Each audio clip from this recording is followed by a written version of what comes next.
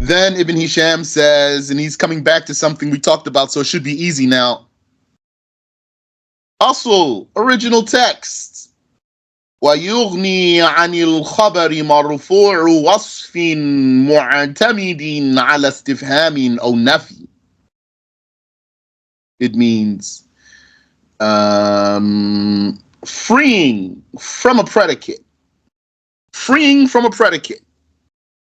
Yani relieving you of a predicate. You want to say a sentence, you need two parts for your sentence, a subject and a predicate. But there's something in Arabic that can relieve you of a predicate. وَيُغْنِي عَنِ الْخَبَرِ, relieving from a predicate is مَرْفُوعُ وَصْفٍ مُعْتَمِدٍ عَلَى اسْتِفْهَامٍ أَوْ نَفِي. Now, it's very interesting wording he has here for me to explain for you. مَرْفُوعُ وَصْفٍ مُعْتَمِدٍ عَلَى اسْتِفْهَامٍ أَوْ نَفِي. So marfu', you know what that means in state of rafa', yani is nominative or subjective case, whichever word you want to use. Marfu' wasf, a wasf is an adjective. Marfu' wasfin. So this means something that's made marfu' by an adjective. Something that is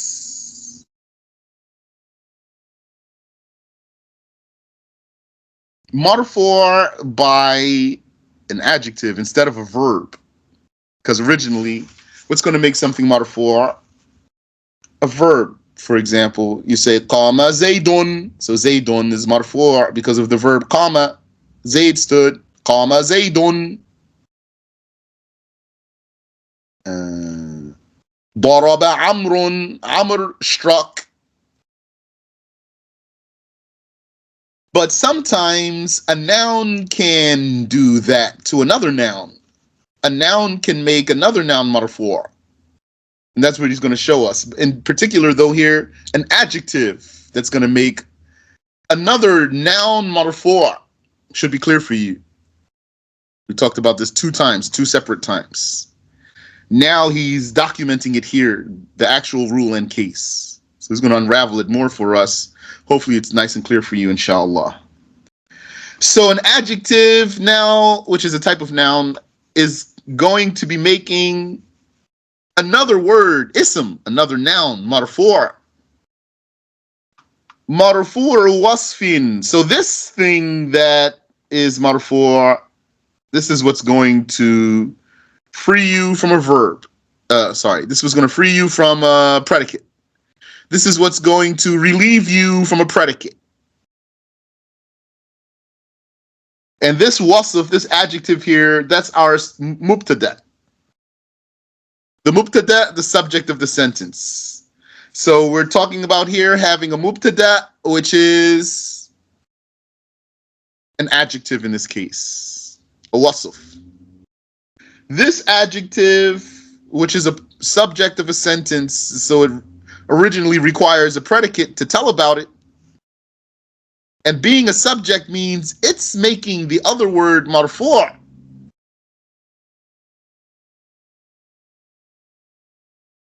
Because when you say Zaydun qa'imun, Zaydun qa'imun, so Zayd, that's the subject, mubtada. Qa'im, standing or stander, that's the predicate, khabar. Zaydun qa'imun, Zayd is a stander. What's making qa'im marfu'? What's giving it the dhamma? Zayd is affecting that. Let me write it out for you. Zaydun, if we say Zaydun qa'imun, Zaydun qa'imun. So here, qa'imun is marfu'. What made it like that? Zayd did. The subject of the sentence did. Zaydun qa'im. So that's what a subject's always going to do, a mubtada. The mubtada is always going to be, yani that's the powers of the mubtada, is to render something marfu'. So in this case, we're talking about a mubtada, which is going to be an adjective. So let's take qa'im itself. Now we're going to slide qa'im over to the front of the sentence. So that's our subject. Qa'im, standard. This word wants to render something else marfu'. This wasf, this adjective wants to render something marfu'. مرفوع وصف معتمد على استفهام أو نفي.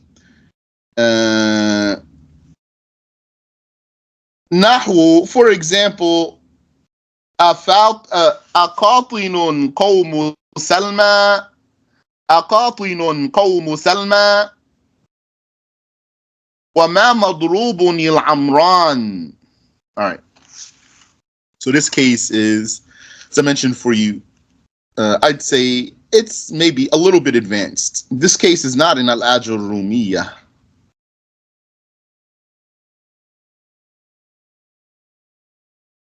So he says here, this wasf is mu'tamidun, wasfin mu'tamidin, relying on istifham, a question, relying on a question.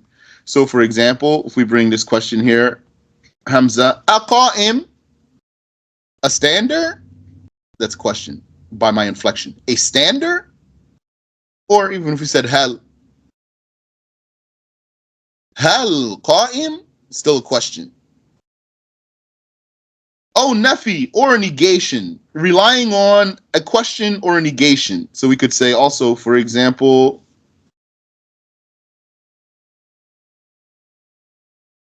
ma qa'im, ma meaning not, it's negator. Ma qa'imun, not standing.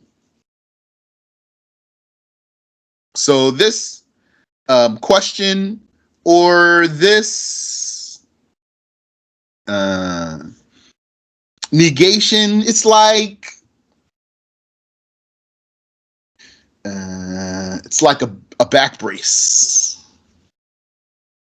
to give him some reinforcement so he can do something. He wants to lift some weights now.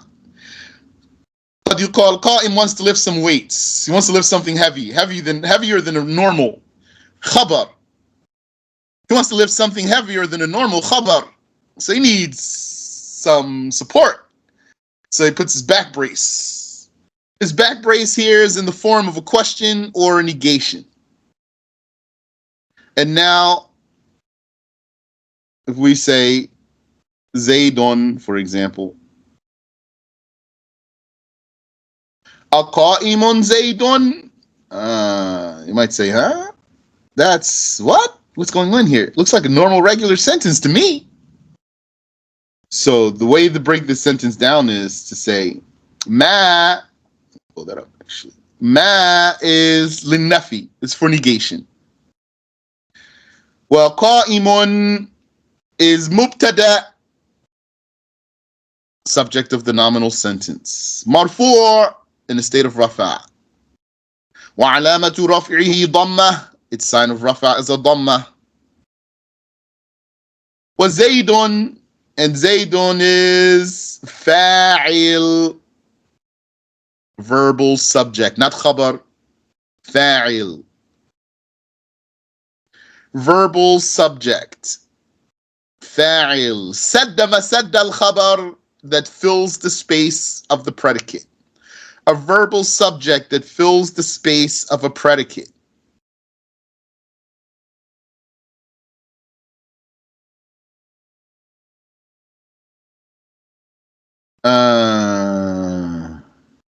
So that's filling the space of a predicate. It's not the predicate. Why can't it just be the predicate?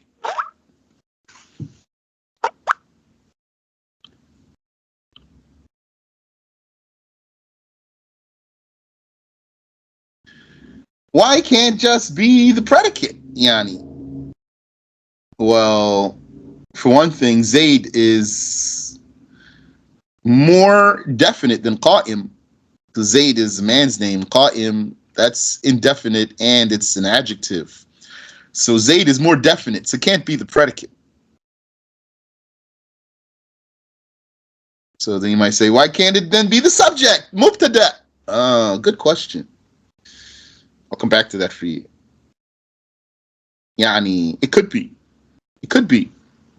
This sentence actually has two ways you can look at it. But that way is not the way we want to look at it right now. We want to learn something here. Yani, if you want to say Zayd is a mubtada here, that means it's mubtada that got put to the back of the sentence. The mubtada is originally in the front of the sentence. So that means that ma Zaydun qa'im, so it means not standing is Zayd, and Zayd is subject of the sentence. It's valid. That's a valid way to look at the sentence. But there's another valid way to look at the sentence.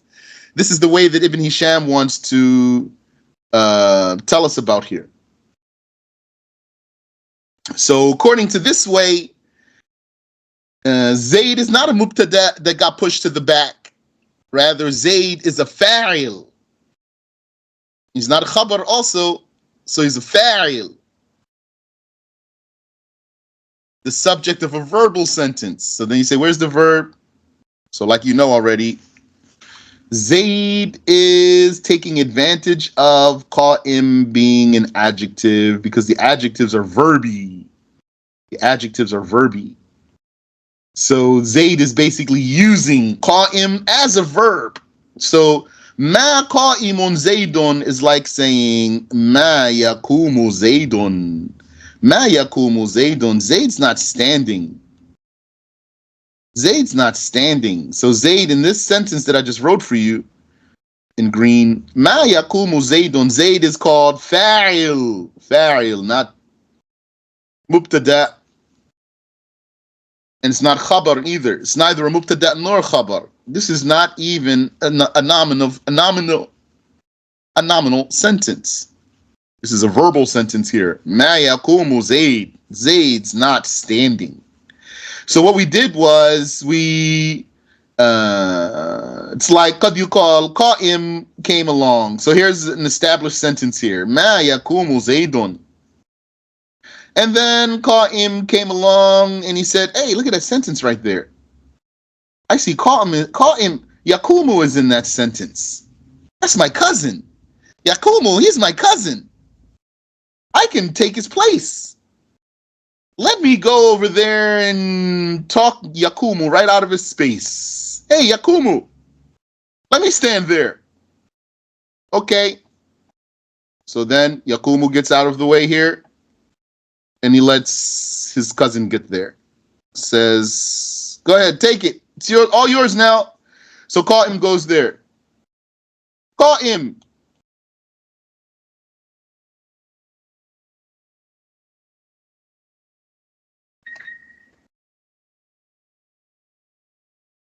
So now the sentence is Ma qa'imun Zaydun. And Zayd is still a fa'il. So when Qa'im took that space, he thought it's going to be a subject of a sentence. He said, I'll take that space. Watch out, Yakumu. Let me be a mubtada over here. You're just a fa'il. Let me take this sentence over. So Yakumu says, all right, go ahead and try. So Qa'im takes the spot. He says, now here I am in the beginning of the sentence. I'm a mubtada. I did it. So Zayd says, no, actually, yeah, you are a mubtada. Qa'im says, look, I'll even make you marfu'. Here, this dhamma you have here, take this dhamma, give it back to Yakumu, and I'll give you a new dhamma, a new fresh dhamma. I'll give you a purple one, could you call it. Here, take a new fresh dhamma that I'm giving you. Now, I'm the mubtada of this sentence. Ma qa'imun Zaydun. So Zayd says, you are mubtada of this sentence. That's true. And you have a nice dhamma, I must admit. But you just didn't know that I'm still a fa'il here because you're nothing but an adjective. And you wouldn't even be able to do this had you not been relying on that negation over there. Or had you not relied on a question. So really, this is my sentence. Thanks for the dhamma. Now you can tell about me. I'm not going to tell about you.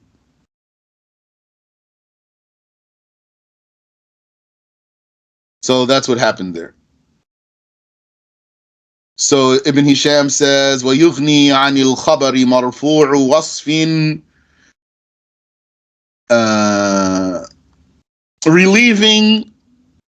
relieving you of a khabar, a predicate, is something made marfu' by an adjective, mu'tamidin ala istifhamin aw nafi, an adjective that's relying on a negation, that's relying on interrogative or a negation.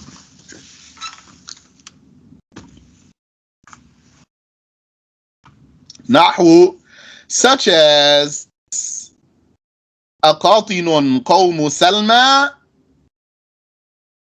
قاطن, I don't remember what قاطن means. Let me see. Let me look in this dictionary really quick here. Okay. Sorry about that. I don't know what happened there. قاطن. Yes, I just pressed the record button again. Thank you. So let me pull up this dictionary here. I'm going to look in Mukhtar.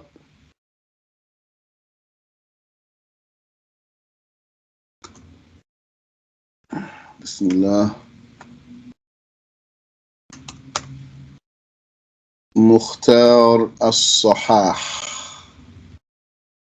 And going under letter Qaf, Ta, Noon.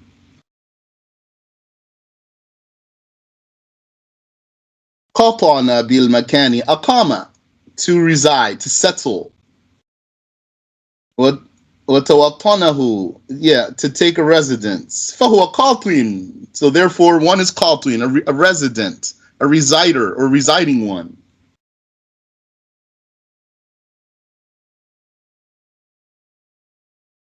Okay, so we'll go with that, insha'Allah ta'ala.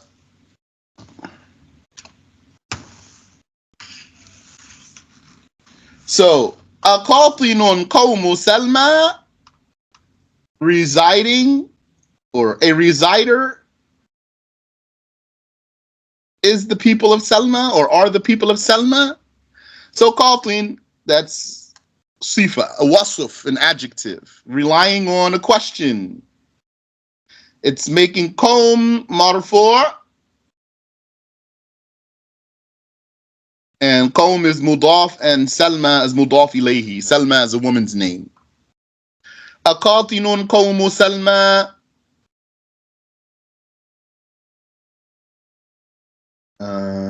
So that's an example. So here, qawm is a fa'il, not khabar, fa'il. Or the other way, if you want to look at the sentence from another way of i'rab, another way of parsing, then it's a mubtada. And qatin is the khabar. But that's not our lesson now. So according to our lesson, this is qawm is a fa'il and qatin is mubtada. And he gives another example. وَمَا مَضْرُوبٌ الْعَمْرَانِ. And وَمَا مَضْرُوبٌ الْعَمْرَانِ. Madrub means struck. That's a sifa, struck, a struck one. Someone who was struck, a hit one, beaten. And Amran, that's two Amrs, the two Amrs.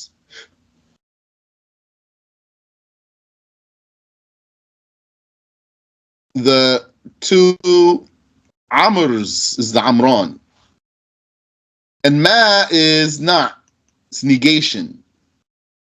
So not struck are the two Amrs. Or not struck is the two Amrs. Not a struck one is the two Amrs. Or something like that.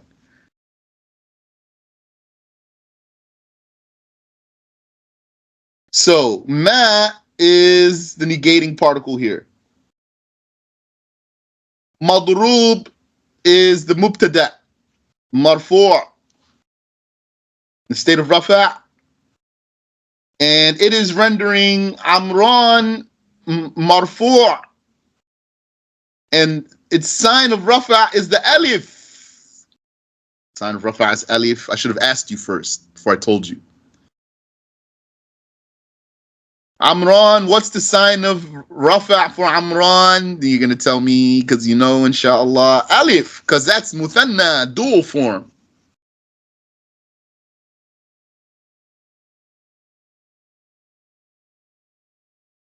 And the noon is badalun ani tanween, is a replacement for the tanween. In Amrun, there's a tanween there. Amrun, put it into dual form, you're going to turn the tanween into a full noon. Amrani. So, not struck are the two amrs. Ash-sharh, the explanation. إذا كان المبتدأ وصفا معتمدا على نفي أو استفهام, when the mubtada, so the subject of the sentence, nominal subject, is an adjective. The subject is an adjective. إذا كان المبتدأ وصفا. يعني wasf means a description. So description is an adjective. معتمدا على نفي أو استفهام. An adjective relying on a negation or a question. استغنى بمرفوعه عن الخبر. Then it will be freed from needing a predicate, a true predicate, by the other word that it's making marfu', by a different word that it's making marfu', a word that's filling the space of the khabar.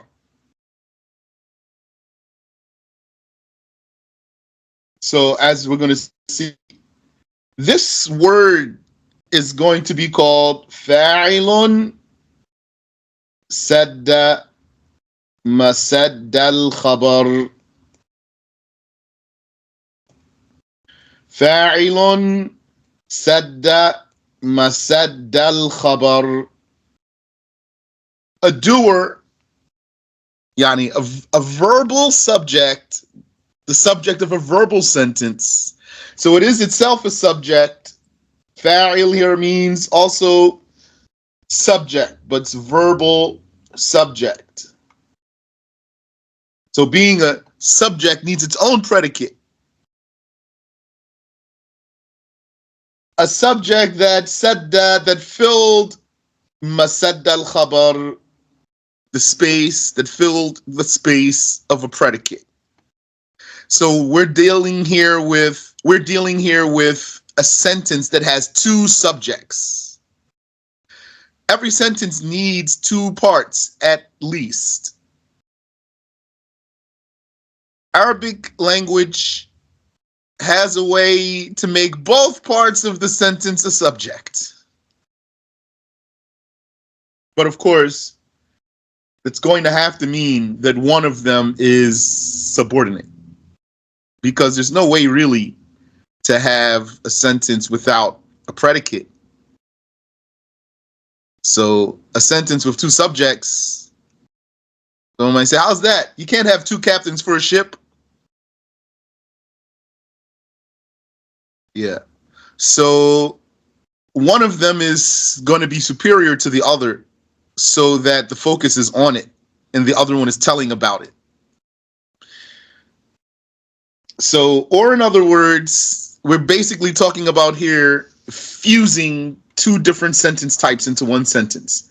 Nominal sentence on one hand, jumla ismiya, and verbal sentence on the other hand, jumla fi'liya. We're taking the subject from each type So the subject of a nominal sentence is called Mubtada. We're going to keep the Mubtada. And the subject of a verbal sentence is called Fa'il. So we're going to keep the Fa'il.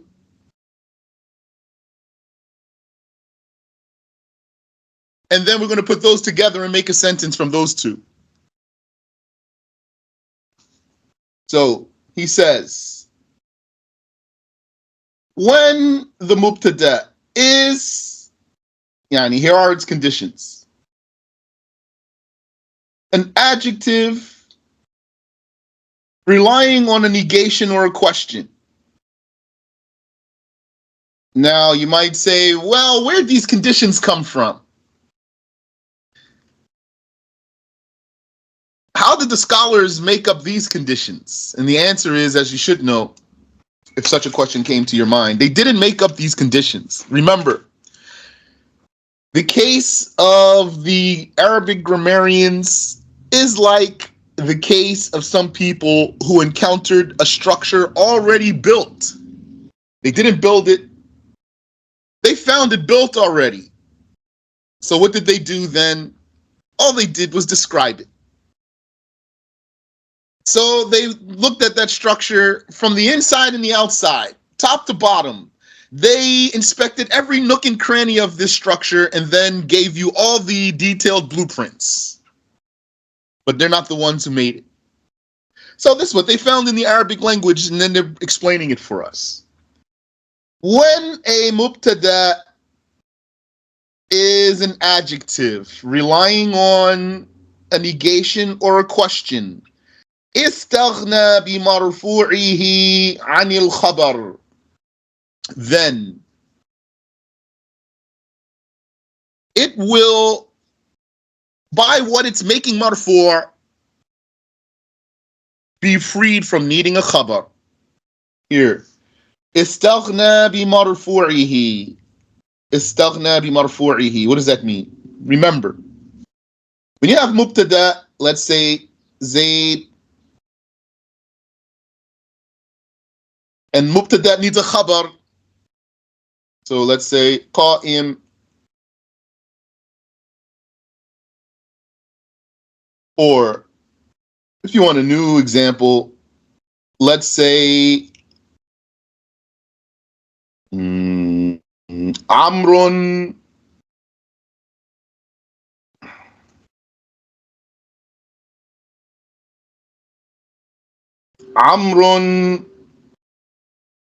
Muslimun. Amrun Muslim. Amr is a Muslim. Amrun Muslimun. So the mubtada is marfu'. What makes it marfu'? Starting with it makes it marfu'. Why it doesn't have kasra or fatha? Because you're starting with it to tell about it. Then this starting with it so that you can tell about it or tell on it makes it marfu'. So al-mubtada marfu'un bil-ibtida'. The mubtada is marfu' by starting with it. And the khabar is marfu' too. What makes the khabar marfu'? The mubtada. The mubtada makes the khabar marfu'. So the khabar is the mubtada's marfu', meaning it was made marfu' by the mubtada. Okay. So what we're saying here is we want to remove this khabar that gets made marfu' by the mubtada and put something in its place. But in the example I gave you, Amr is not going to work as the mubtada because Amr is not an adjective.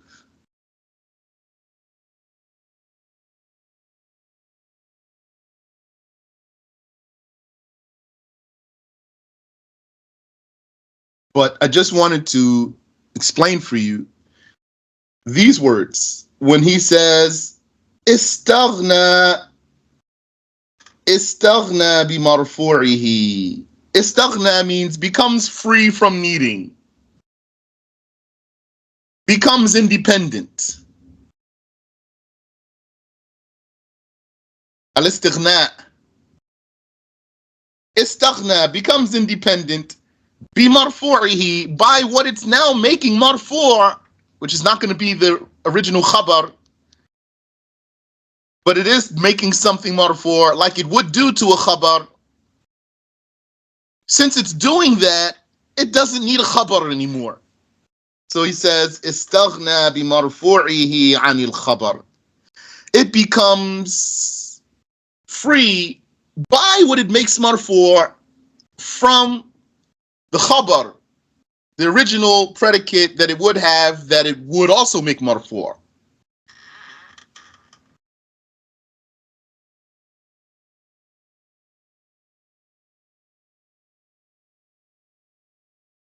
Taqulu, you say, aqa'imun zaydan. So let's parse that. Yani, let's do the i'rab for the sentence. The hamza, al-hamzatu lil-istifham. The hamza is for asking. Yani, it's an interrogative particle. La mahalla lah, or la mahalla laha. It doesn't have any syntactical space in the sentence. It's not filling any syntactical space. It's not marfu' or mansub or anything like that.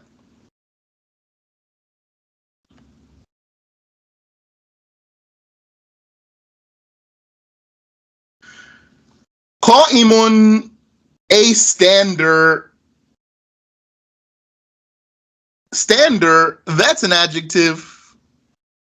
That means one who stands.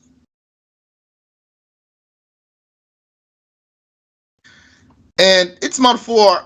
Why? Because we're starting with it so we can tell about it. It's a mubtada. So now we have a mubtada, which is an adjective relying on a question. Then, as Zaydan, the two Zaids,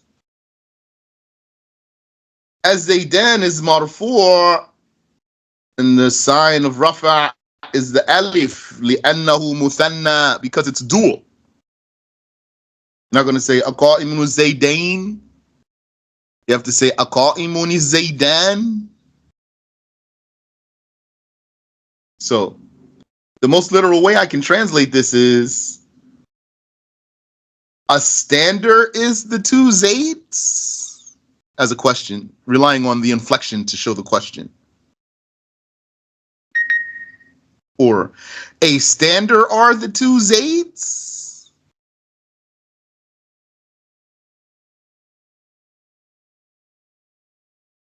There's no verb in there. So is or are, because qa'im is singular. So then I'd say is, if I observe the singular meaning.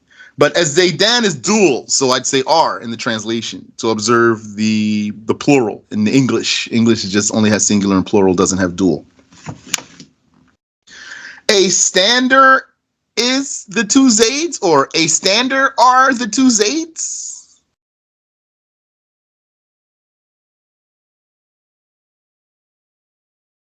And so, what made this word as Zaydan marfu' and the sign of its rafa is an alif? The mubtada. The mubtada. So as Zaydan is qa'im's marfu'. Qa'im has a marfu', yani has something that it makes marfu' because it's a mubtada. So it should be affecting something, making it marfu'.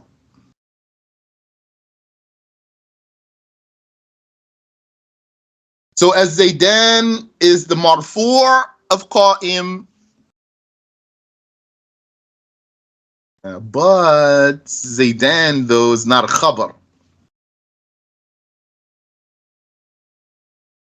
Really, it's a fa'il.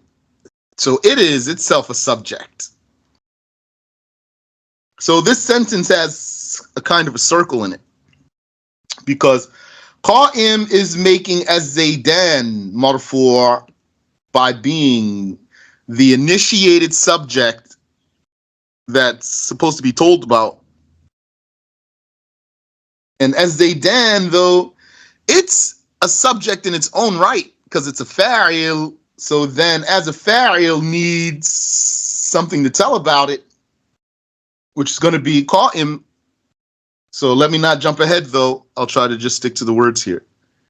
If you have any question, feel free to ask, please. وَمَا قَائِمٌ الزَّيْدَانِ وَمَا قَائِمٌ الزَّيْدَانِ. And the two Zaids are not standing. That's the second example. Because he said an adjective that relies on a negation or a question. So he gave an example for each one. Here's an example of an adjective relying on a negation. So here, ma, that's not. That's the negating particle here. Qa'im, a stander.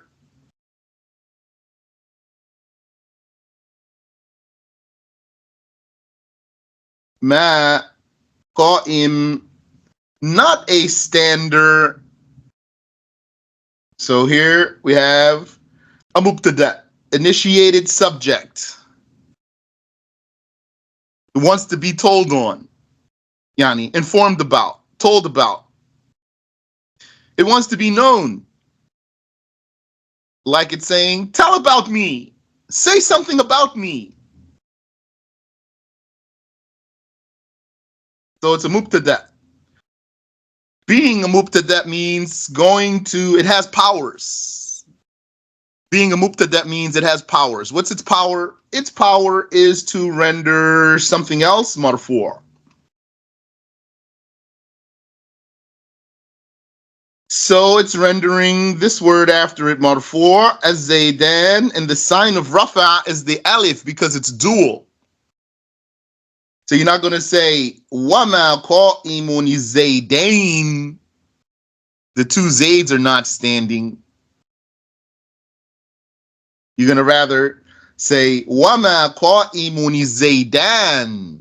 The two Zaids, or not a stander, are the two Zaids. Or not a stander is the two Zaids. So there, he gave you his examples. He told you the rule and then gave you examples. So he said, when the mubtada is an adjective, when the subject of the nominal sentence, is an adjective relying on a negation or a question, then by the word that it renders marfu', it becomes free from needing a regular or traditional khabar, predicate. Taqul, you say, then he gave the example. Two examples, one for each. Aqa'imun zaydan, a stander are the two Zaids, or a stander is the two Zaids. Wama qa'imun zaydan, and the other one is not a stander are or is the two Zaids. Then he tells us here, فَالزَّيْدَانِ فَاعِلٌ بِالْوَصْفِ. And so, az-zaydan is a fa'il. And we haven't even talked about verbal sentences yet. Not under a heading. Not under the heading of al-fi'l wal-fa'il. The verb and its doer as a type of sentence. So that means that before we even got to the subject of verbal sentence, before we got to the heading of verbal sentence, there's an element of that we are grabbing ahead of time. So that's why I'm trying to take my time and be very clear here, because we're now talking about verbal sentences and we haven't even started talking really about verbal sentences. In the process of talking about some of the rules of the nominal sentence, we had to talk about the verbal sentence. Because we're talking about taking the subject of a verbal sentence, which is called fa'il, doer, and making it fill the space of a nominal predicate.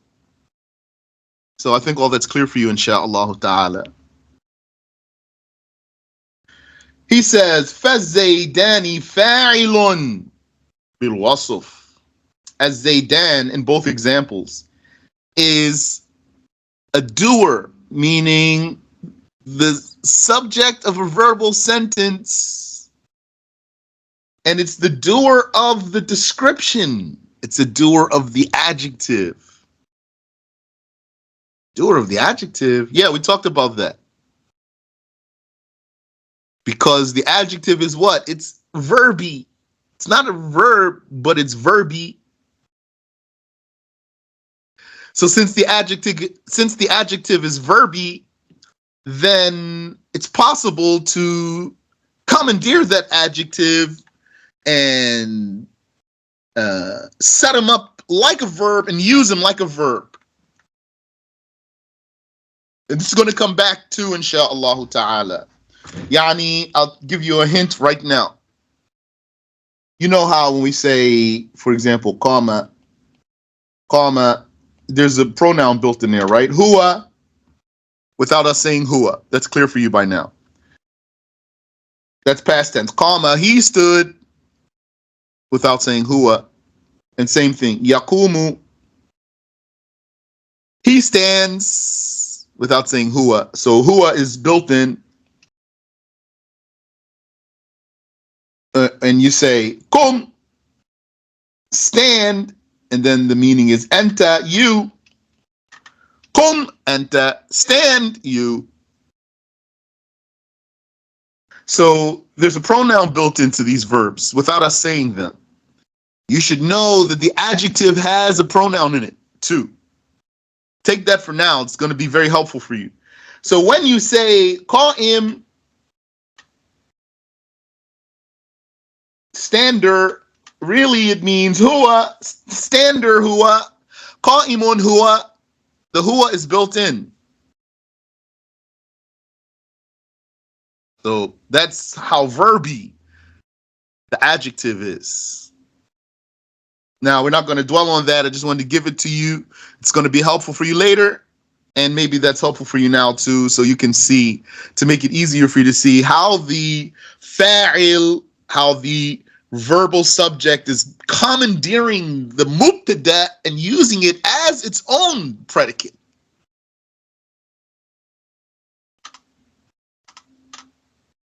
So I hope that's all clear for you. If you have a question, ask me, please. So he says, فَالزَّيْدَانِ فَاعِلٌ بِالْوَصْفِ. As Zaydan, two Zaids, is fa'il, doer, yani subject of verbal sentence, بالوصف, the doer of the adjective. والكلام مستغن عن الخبر والكلام مستغن عن الخبر. And this talk, أقائم الزيدان ما قائم الزيدان, this talk is freed from needing a predicate. There's not a predicate on either side of the sentence. A sentence which must have two sides, always, for sure, with no exception. Sentence always needs two sides. Something that's telling and something that's being told on. So what's telling, that's the predicate. And what's being told on is the subject.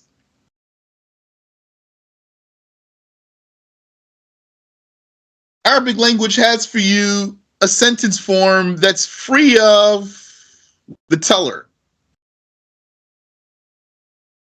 and has only something being told on both sides. لأن الوصف هنا في تأويل الفعل, because the adjective here has the interpretation of a verb. So if I translate it as per its interpretation, not very literal wording, then it's easier. Because then I'd be saying, are the two Zaids standing? The two Zaids are not standing.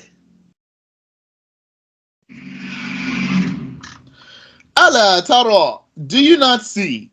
And al-ma'na, that the meaning is, ayaqumu Zaidan? Are the two Zaids standing?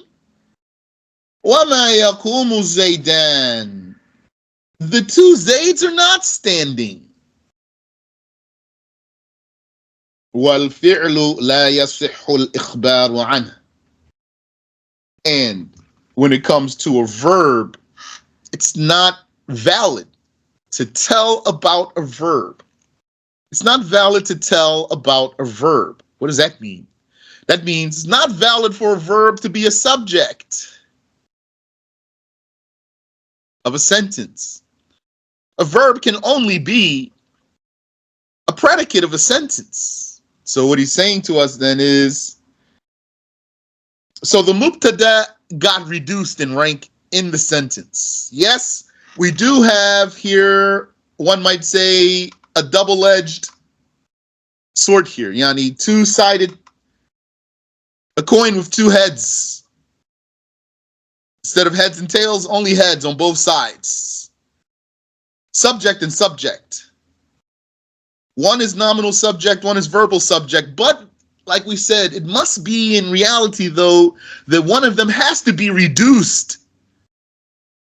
Something has to be telling on the other thing.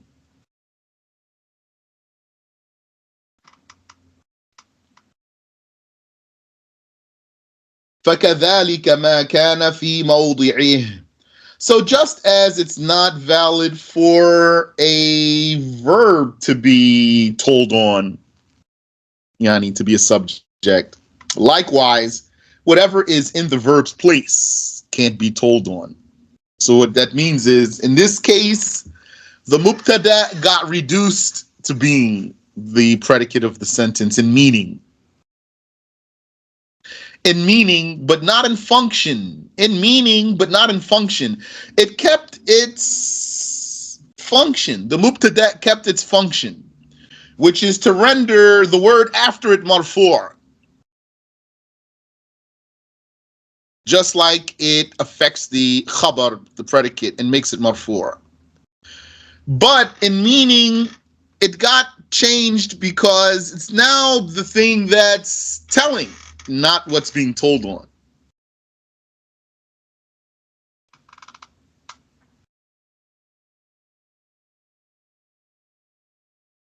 Then Ibn Hisham says, وَإِنَّمَا مَثَّلْتُ بِقَاطٍ وَمَضْرُوبٍ. And I only gave the example of qatin, residing or resider, because I'm trying to not translate it as a verb. I only gave the example of qatin, resider, and madrub, struck one, though, because it's not a verb. Struck one. Yani, in English, as you know, sometimes the verb and the adjective share wording. You might say living with ing. So that could be a verb. And it could be an adjective. So I could say residing as an adjective, but I don't want to confuse you. I want it to be very clear for you that we're not dealing with a verb here. So qatinun, resider, he said, I only gave the example of qatin, resider, and madrub, struck, meaning a struck one. That's in his original text. We didn't see it today. We saw it last week. When he said in the original text, he said, Nahwu, for example, aqatinun qawmu Salma, a resider are or is the folk of Salma, Salma's folk. وَمَا مَضْرُوبٌ الْعَمْرَانِ. not struck are or is the two amrs. So he says here, I only gave the example of qatin, reciter, and madroob, struck one, ليعلم أنه لا فرق بين كون الوصف رافعا للفاعل أو النائب عن الفاعل, so that it would be known that there is no difference between the adjective making a doer marfu' or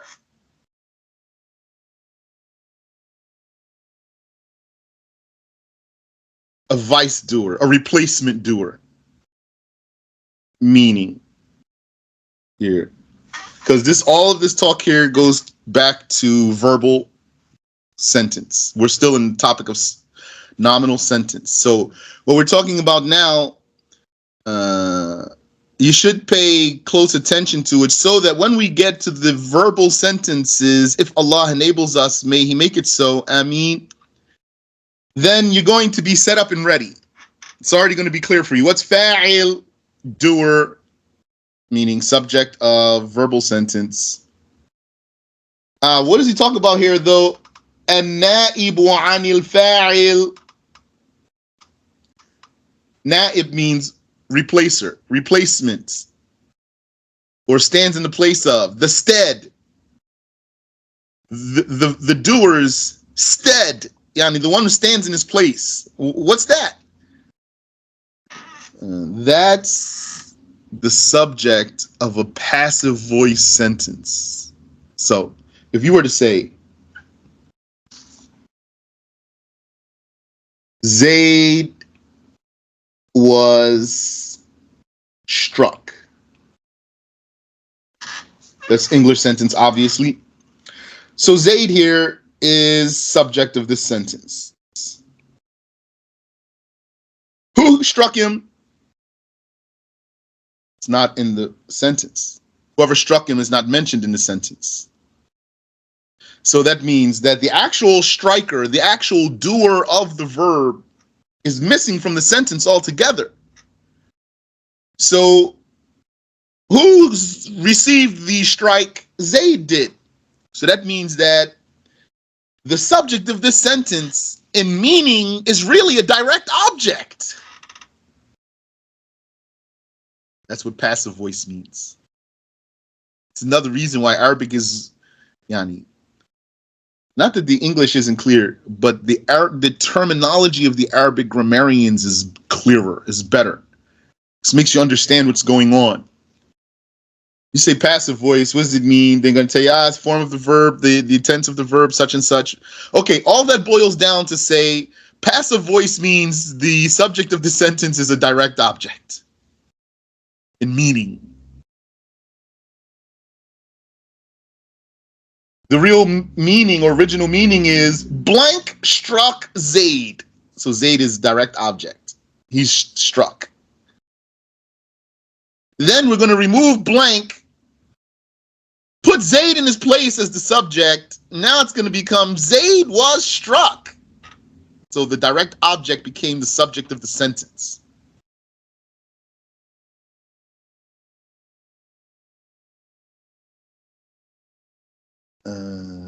So then that means that this word now is replacing the original subject of the sentence. It's a replacement subject. That's what they would call it, approximate translation in Arabic. Na'ib, na'ibul fa'il, the vice doer or the replacement of the doer. So he's saying, I gave you two examples in the original text.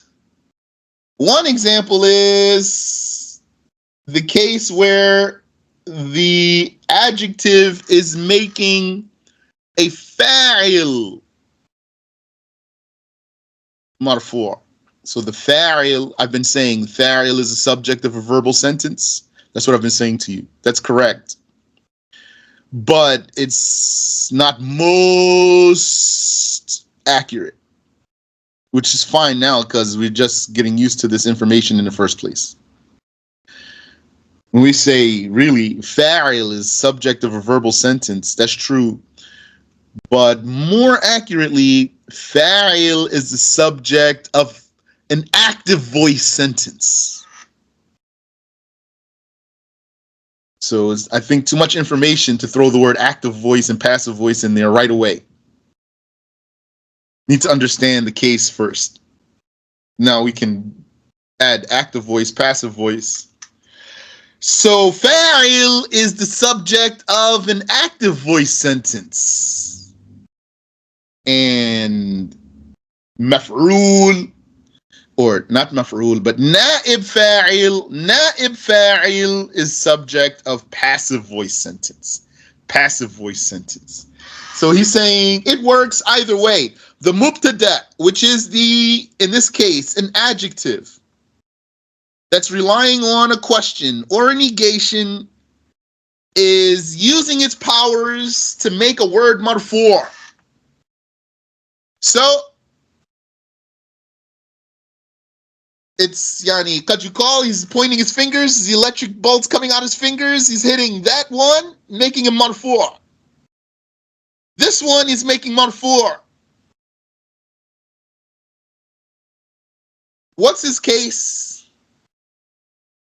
His case is that he could be he's going to be either a fa'il,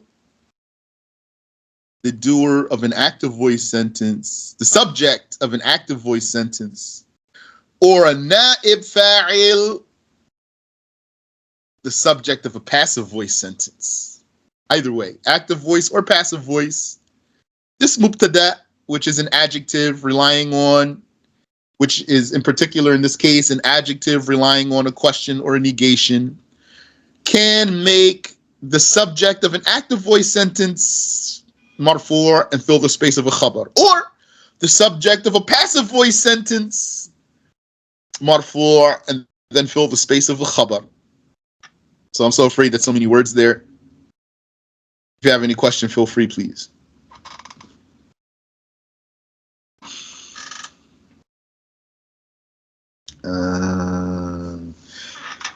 وَمِن شَوَاهِدِ النَّفْيِ قَوْلُهُ. Now he wants to give you some references. And remember, what are the references for Arabic language? Not talking about religious proof. Religious proof is going to be what? Ayah from the Quran, hadith of the Prophet sallallahu alaihi wasallam, consensus of the scholars, and the qiyas, the legal comparison of a mujtahid. Those four, that's religious proof. What's proof in Arabic language? Going to be an ayah from the Quran, or it's going to be the talk of the old Arabs. The talk of the old Arabs includes their poetry and their prose. And then you might say, what about the hadiths? So the answer is, had it been guaranteed that that's exactly the verbatim wording of the Prophet himself, sallallahu alaihi wasallam, then yes, it would be, the hadith would be a proof in Arabic language. But because most hadiths are narrated by meaning, and so we don't have a guarantee most of the time that that's the verbatim wording of the Prophet himself, alayhi salatu wassalam, then the scholars didn't use the hadiths very frequently. They did use the hadiths as proof, but it's possible, though, this hadith or a hadith, the wording that we got is the wording of one of the narrators down the line.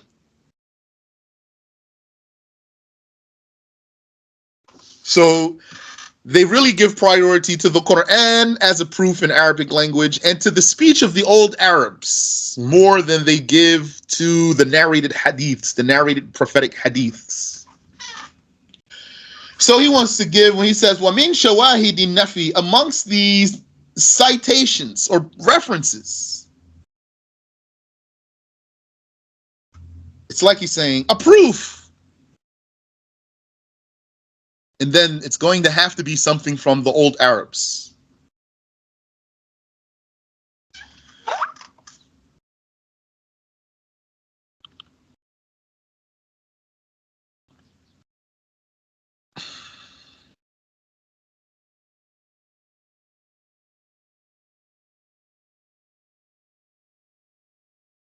You said, does the speech of the old Arabs require a valid sanad? No, not in the same way a hadith does. It only requires that it's confirmed to be from the speech of the old Arabs. That's a good question too. Because when we say it's confirmed to be from the speech of the old Arabs, that doesn't mean that they know who said it. So it doesn't need a valid chain of narration like a hadith would. Amin Wafiq. So then you might say, well, how could that be they don't know who said it? And we mentioned this before. Because what would be the case is that the Arabs, those ancient Arabs, were circulating proverbs and lines of poetry because they used to say of them all the time. They would just be doing stuff and freestyling. That means improvising, because some people think freestyle doesn't mean improvise. They'll be freestyling lines of poetry all the time, or just saying them, like how we say sayings. For example, don't they say, the early bird catches the worm? Who said that? Where'd that come from? Allahu Alam. Allah knows who said that. Don't the people say it? Isn't it circulated? Yes. So they had like that. So it's enough for it to be confirmed to be from the speech of the old Arabs. And then they'll use it as proof in the Arabic language.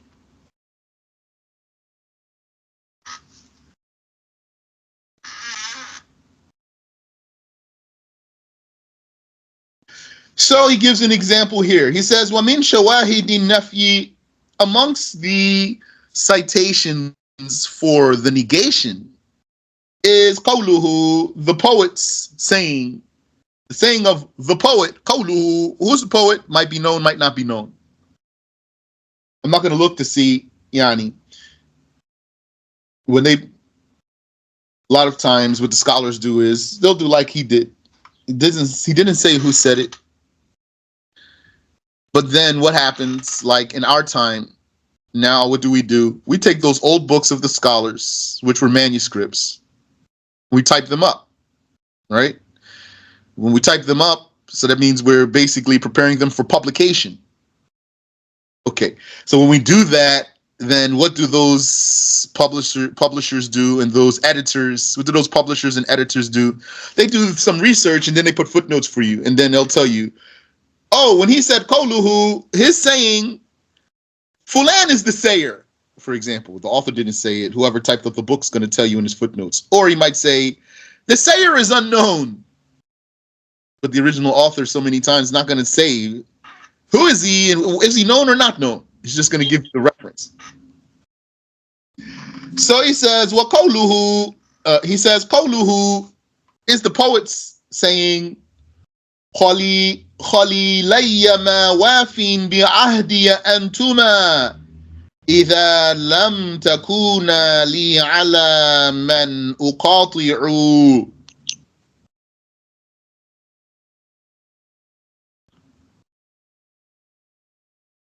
I'll just translate the actual shahid, which is here.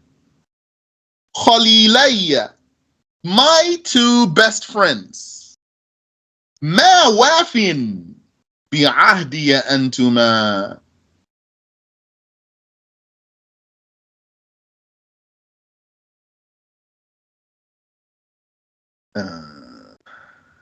So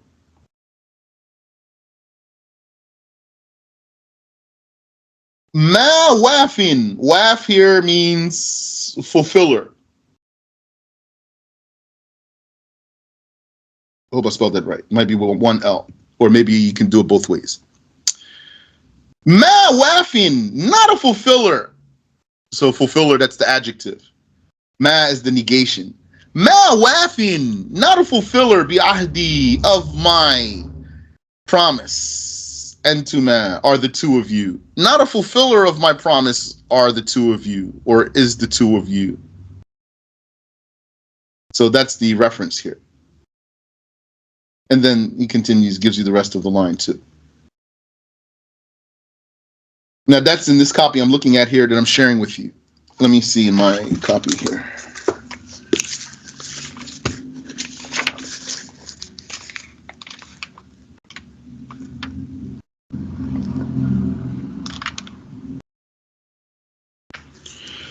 Yeah, he mentioned both sides of the poem, both sides of the line. I mean, the chest and the rear, the chest of the line and the rump of the line. A sadr, the lines of poetry in Arabic have a front and a back. Sadr means chest. Ajuz means rump, the backside, the rump. So yeah, because in this copy sometimes he puts both sides, while in, for example, my copy, what we took might have only put one side. So yeah, both of them are there. He says, وَمِن شَوَاهِدِ الْإِسْتِفْهَامِ قَوْلُهُ, and one of the citations for a question is the poet saying, أَقَاطِنٌ قَوْمُ سَلْمَى أَمْ نَوَوْا ضَعَنًا أَقَاطِنٌ قَوْمُ سَلْمَى أَمْ نَوَوْا ضَعَنًا إِنْ يَضْعَنُوا فَعَجِيبٌ عَيْشُ مَنْ قَطَنَا. So here, the actual citation, the actual reference here, the shahid is here, which is what he put into his original text. أَقَاطِنٌ قَوْمُ سَلْمَى, a resider are Selma's folks, or Selma's folk. A resider are, or is Selma's folk.